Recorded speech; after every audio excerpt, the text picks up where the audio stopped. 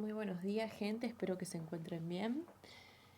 Vamos a seguir trabajando con la unidad de límites, ampliando un poco más lo que ya veníamos trabajando, ampliando el contenido teórico y aportándole un nombre a todo lo que veníamos haciendo. Lo primero de ellos va a ser la propiedad, las propiedades de los límites. Si bien nosotros venimos trabajando ya con propiedades a la hora de resolver los límites, no los hemos clasificado exactamente con este nombre. Así que vamos a hablar un poco sobre esto, sobre de qué se tratan las propiedades.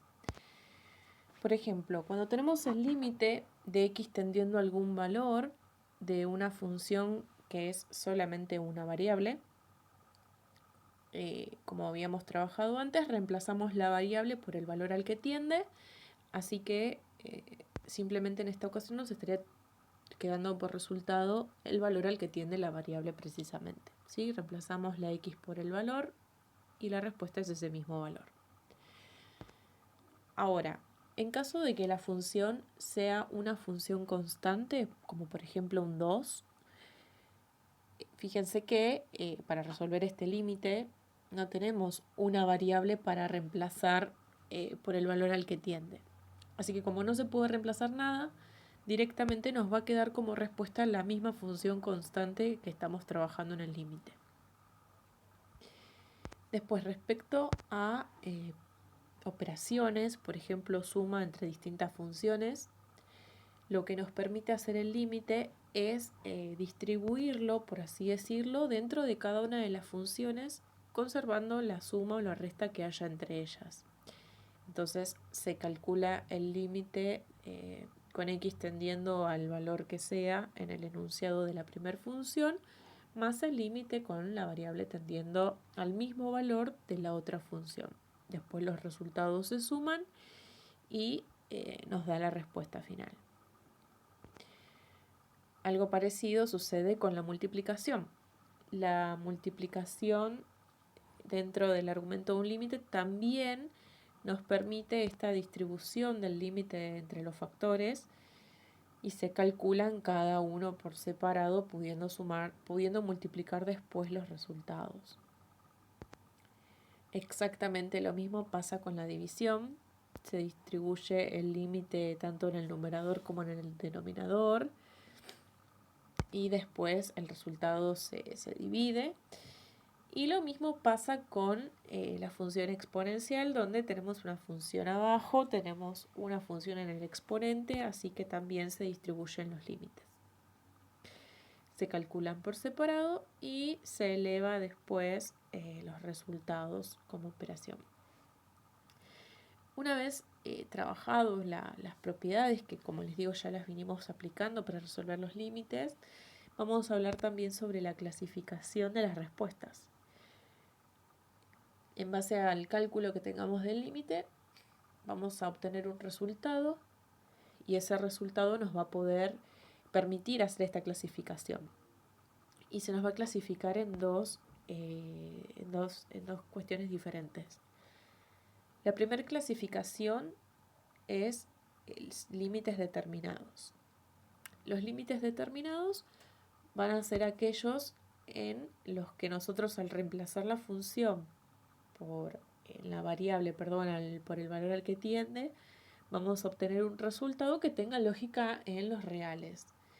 O sea, podemos obtener como respuesta un número, podemos obtener como respuesta números muy grandes, o sea, infinitos, que son respuestas válidas, ¿sí? Con cierto grado de entendimiento dentro del plano de los reales.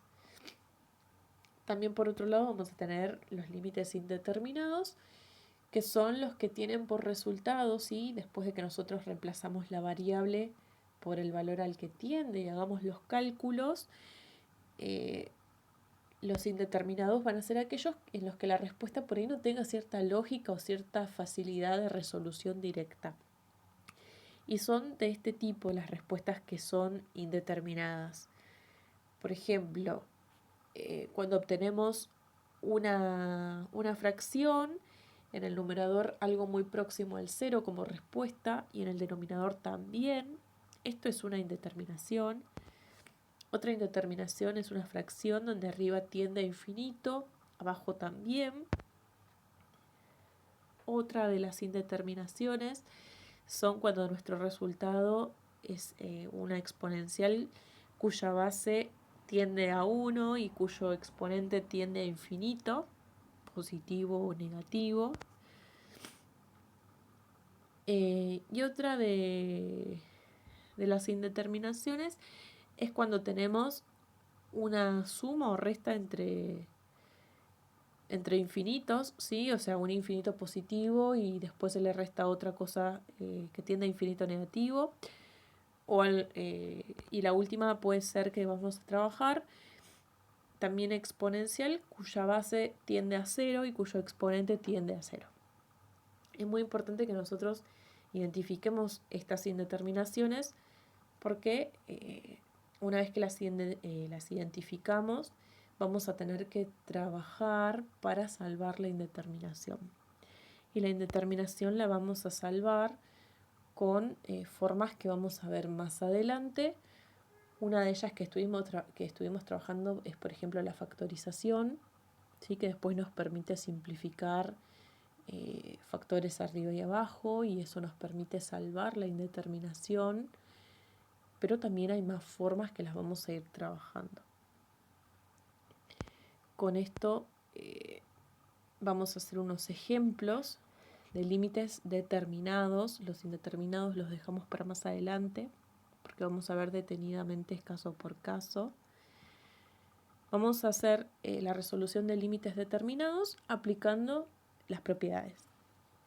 Por ejemplo, tengo una suma en lo que sería el argumento de mi límite, así que vamos a aplicar la propiedad de la suma que dice que puedo distribuir el límite y sumar los resultados. Dentro del primer término, cuando reemplazamos la variable por el valor al que tiende, nos queda 0. Y en el segundo término no tenemos variable, así que nos queda 1.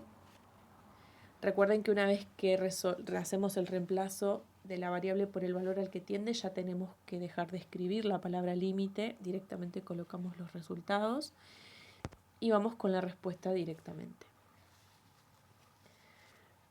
Otro ejemplo, tenemos también nuevamente una resta, pero si se fijan bien, en el primer término también hay un exponente, así que se puede aplicar la otra propiedad.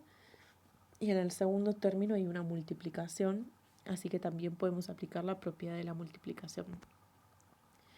Así que distribuimos el límite en absolutamente todas las operaciones que puedan llegar a aparecer y luego calculamos cada una de ellas por separado, conservando las posiciones que le correspondían.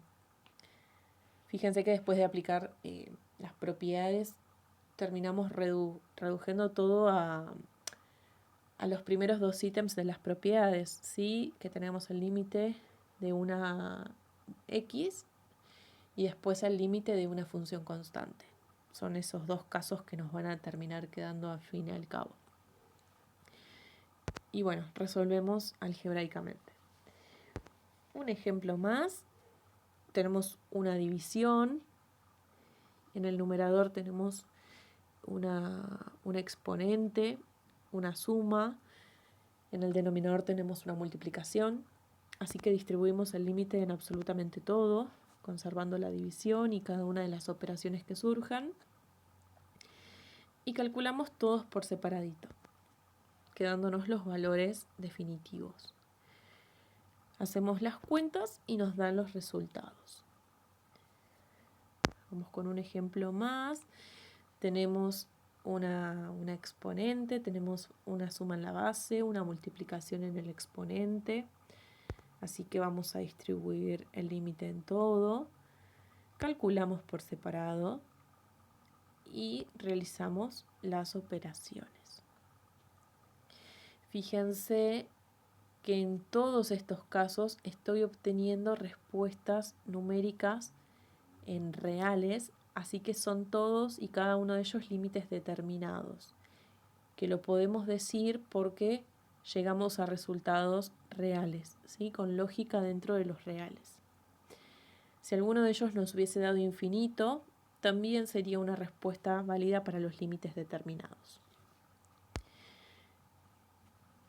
Espero que se haya podido entender con claridad. Estaríamos en condiciones de realizar esta actividad.